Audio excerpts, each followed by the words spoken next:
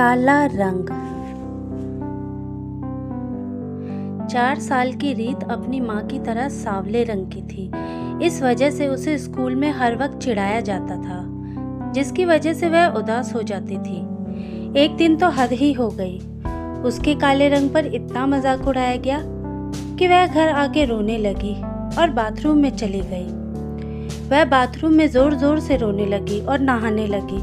उसकी जोर जोर से रोने की आवाज़ सुनकर माँ दौड़ चली आई और बोली, रीत क्या हुआ मेरी बच्ची, तू रो क्यों रही है? दरवाज़ा खोल, मुझे तुझसे बात करनी है।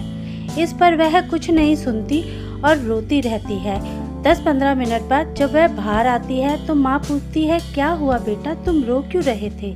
इस पर वह कुछ नहीं बोलती, थोड़ी देर चुप रहती है और फिर रोने लग जाती है। माँ बोलती है, बेटा ऐसे ही रोते रहोगे तो मैं कैसे जान पाऊंगी कि तुम्हारे साथ क्या हुआ? किसी ने तुम्हें कुछ कहा क्या?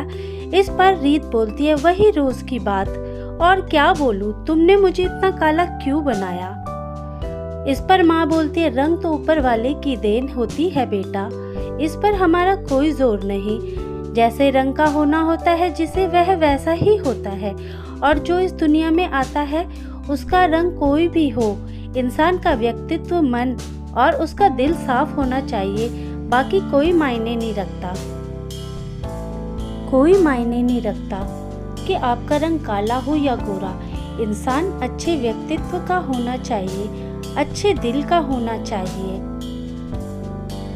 इस पर माँ बोलती है, वैसे तुम्हें एक बात बताऊं? बेटी बोलती है, बोलो माँ, क्या कहना चाहती हो? इस पर माँ बोलती है, मैंने तुम्हारे लिए कुछ बनाया है, बताओ। माँ, क्या बनाया है? फिर माँ बोलती है, पिज़्ज़ा। बेटी बोलती है, वाह पिज़्ज़ा, मुझे बहुत भूख लगी है। माँ बोलती है, चलो खाते हैं। मुझे लगता है पिज़्ज़ा पका नहीं। हाँ शायद बेटा, लाइट चली गई थी, तो दोबारा इसे पका लेते हैं। ठीक है, थोड़ी देर बाद खाएंगे। ठीक है मम्मा। बाद में पिज़्ज़ा बन जाता है और दोनों मज़े से खाते हैं और एंजॉय करते हैं अपनी प्यारी हेल्दी लाइफ। थोड़ी देर बाद फिर दोनों माँ बेटी घूमने निकलते हैं। फिर माँ बोलती है, अब बताओ क्या बात है, किसी ने तुम्हें क्या कहा? फिर बेटी बोलती है, हर कोई मुझे काला बोलता है, मुझे बहुत बुरा लगता है, मैं कब तक यह सब सहूंगी? बोलो माँ, कुछ बोलो तुम।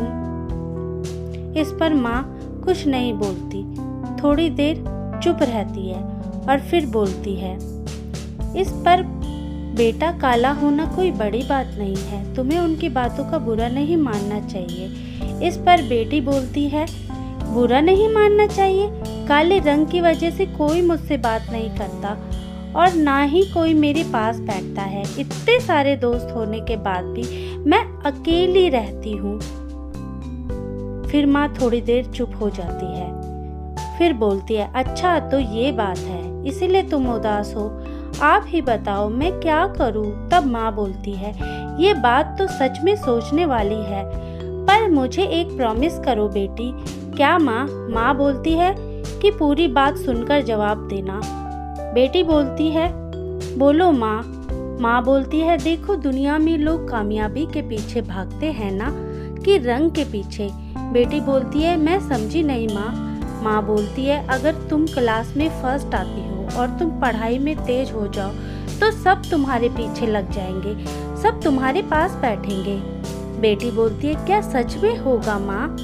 माँ बोलती है, हाँ सच में, करके देखो। बेटी बोलती है, ठीक है माँ, मैं करती हूँ, अगर यह बात कामयाब नहीं हुई तो मैं पढ़ने नहीं जाऊँगी। माँ बोलती है, ठीक है, मत जाना, पर पहले मेरी बात पूरी करो। फिर दोनों माँ बेटी घर को खेलते हुए आते हैं, मजे से एंजॉय करते हुए, हंसते खेलते। और कुछ दिन बाद जब वह स्कूल जाती है और जमकर पढ़ाई करती है, अपनी क्लास में फर्स्ट आती है और धीरे धीरे सब उसके दोस्त बन जाते हैं। वह समझ जाती है कि कामयाब बनो तो जिंदगी, दोस्त, पैसा सब कुछ मिल जाता है। रंग चाहे कोई भी हो, रंग जिंदगी को कभी प्रभावित नहीं करता। रंग तो बस कहने वाली बात होती है। वह अपनी माँ के साथ खुश रहते हुए जिंदगी गुजारने लगती है और अपनी ज़िंदगी में खुश हो जाती है पहले की तरह।